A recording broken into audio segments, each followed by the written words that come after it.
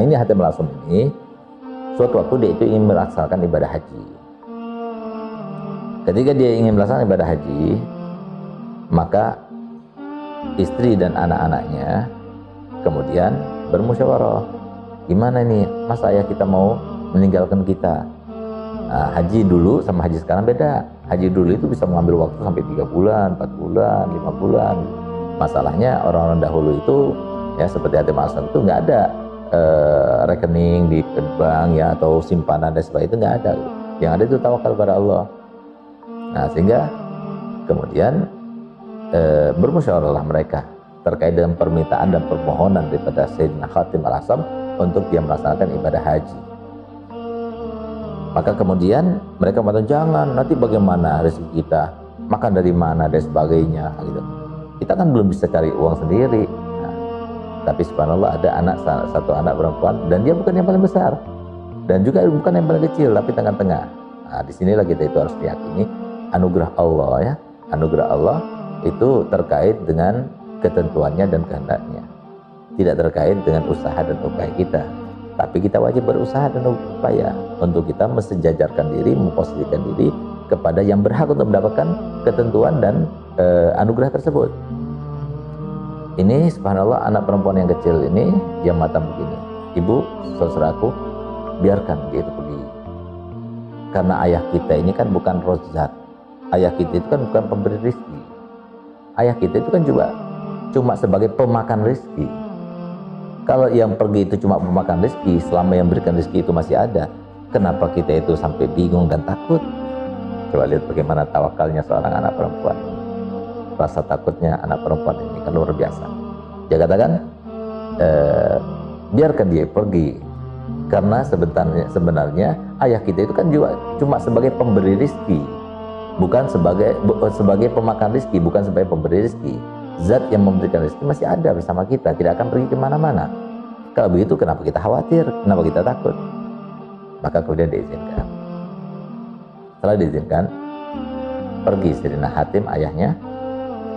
Beberapa waktu kemudian maka habis bekal yang ditinggalkan oleh Hatim al-Asam, ditinggalkan beberapa bekal itu habis. Sehingga kemudian si ibu ini, istri ini, begitu pula saudara-saudaranya, anak-anaknya itu menyalahkan si anak perempuan ini.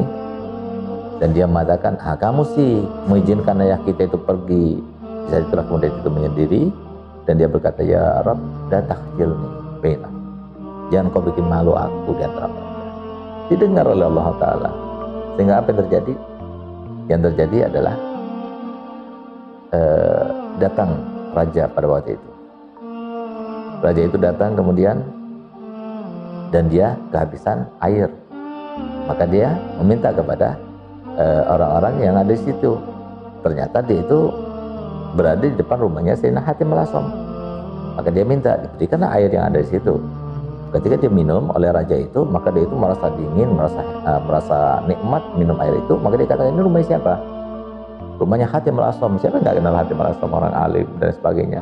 Maka dia merasa ingin berterima kasih.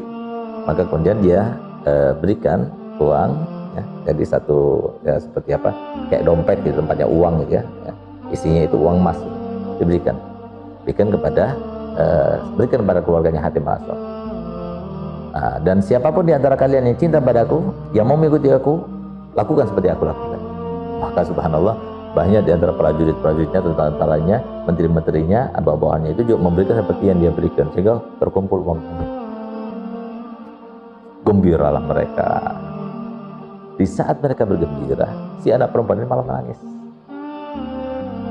Kenapa dia menangis? Ditegur sama ibunya, kenapa kamu menangis? Bukankah semua itu bergembira? Saudara kamu bergembira, kita semua bergembira, kok kamu menangis? Dia katakan, kita merasa kaya dan banyak itu hanya karena satu orang saja. Kita bergantung kepada seorang makhluk saja, kita akan mendapatkan kekayaan seperti ini. Bagaimana kalau kita itu merasa cukup dengan Allah yang memberikan itu? Nah itu, lihat bagaimana keimanan kepada Allah Ta'ala itu tidak terletak kepada seorang yang sudah tua, ya, pada orang yang punya ilmu, kepada orang yang mempunyai jabatan. Saya tidak. Jadi Allah Ta'ala kalau ingin berkehendak, Nah, oleh karenanya posisikan diri kita itu dalam posisi mereka yang akan diberikan anugerah tersebut. Bagaimana caranya? Jangan kita melakukan sesuatu yang dilarangnya. Usahakan kita selalu melaksanakan secara maksimal kewajiban-kewajibannya. Nah, itu.